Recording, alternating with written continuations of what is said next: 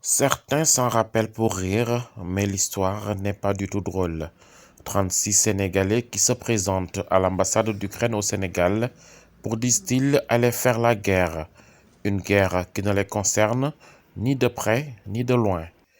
Après l'émotion suscitée par cet acte désespéré de jeunes Sénégalais qui analysent l'attitude de leurs concitoyens, ils voient un moyen désespéré de dire leur désespoir dans un pays qui ne leur offre plus aucune perspective d'avenir. Cela témoigne juste de l'état d'esprit de la jeunesse sénégalaise et par ricochet de la jeunesse africaine aujourd'hui qui a perdu de l'espoir. Je pense que ça ne doit pas choquer les gens parce qu'on a vu des jeunes qui se sont engagés à prendre des pirogues pour aller jusqu'en Europe.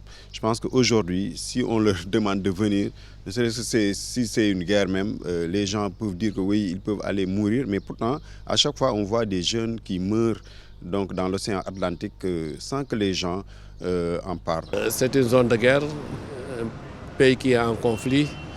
Donc ces Sénégalais-là, ces jeunes-là, n'ont pas cette conviction d'aller apporter leur soutien à un pays qui n'est même pas un pays frère, ni un pays frontalier.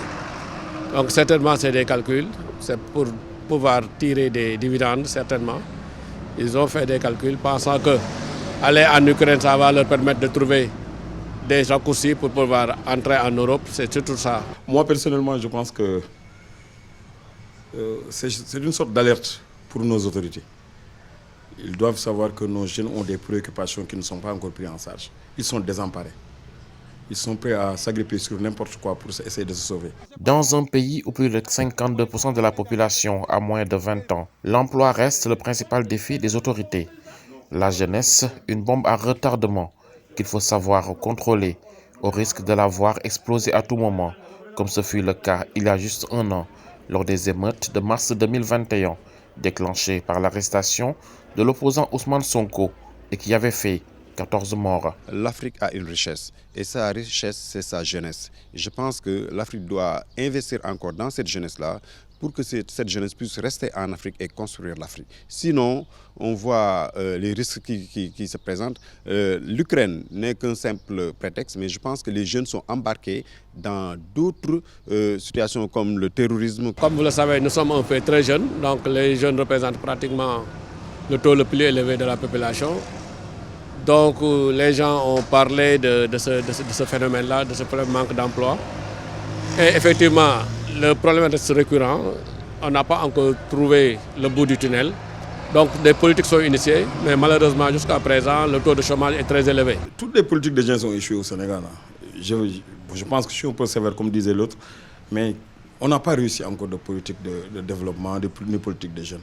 Parce que c'est un problème global et qu'on essaie de régler de manière sectorielle. Le président Macky Sall, en sa qualité de président en exercice de l'Union africaine, est interpellé directement.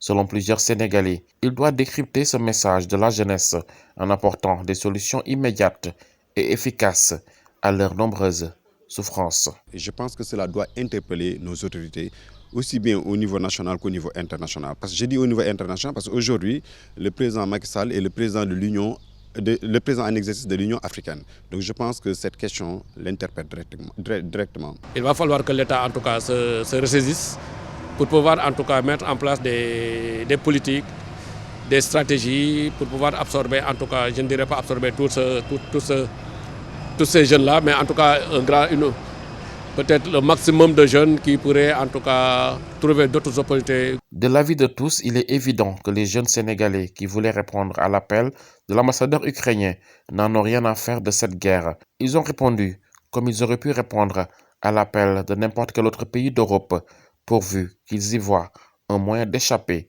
à leur galère persistante.